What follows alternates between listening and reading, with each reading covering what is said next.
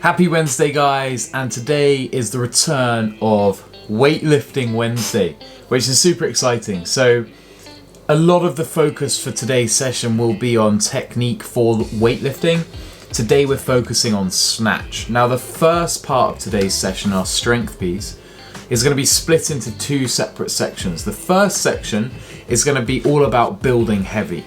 Now, building heavy is always going to be relative because we prioritize quality of movement, and today I also want you to prioritize speed and confidence dropping underneath the bar to receive the bar as low as possible. Ideally that's in the bottom of the squat, the overhead squat position, but depending on how mobility allows is as deep as what's relatively possible for you. All right.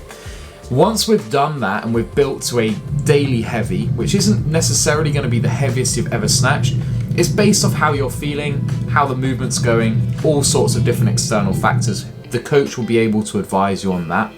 But once you've hit that number, we're then going to strip it back to 80% and do something called a back offset, where we're slightly lighter, but it's now about developing, let's say, muscular strength endurance, because we're doing more reps over the course of the next 10 minutes and we're doing it as an EMOM format.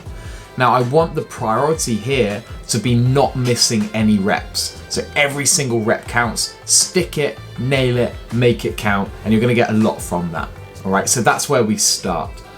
Now, moving on from that, we look at today's workout, which on paper you go 6 minutes, not very long, right? And typically speaking, the shorter the workout, the higher the intensity, the more red flags are probably waving in your head or should be waving in your head. So we're gonna get really well warmed up for this. The shorter the workout, the longer the warm up is a good way to think about it. But it's burpees and grounds overhead.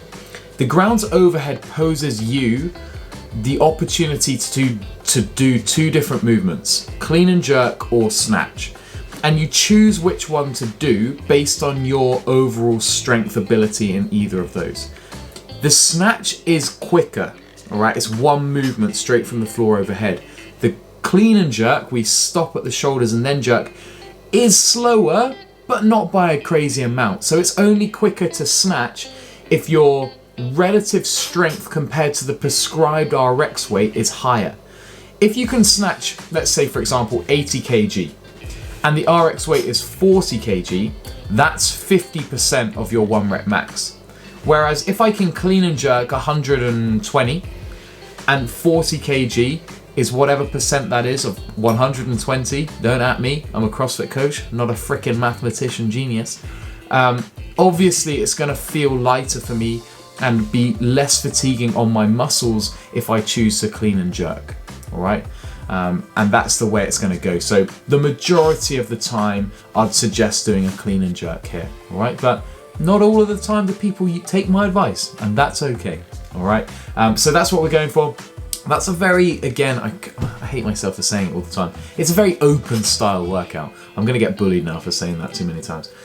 So attack it with good intensity. This is a very likely movement combination and movements that will come up in the open, all right? I'm not going to guarantee anything, but it's something that potentially could come up or something similar could come up. Now, I've got a bone to pick with you all. Why is no one liking and subscribing to my YouTube channel or the CFV YouTube channel, all right? If I get enough subscribers, I can monetize this and then I can just make videos for a living. Yeah, so freaking subscribe.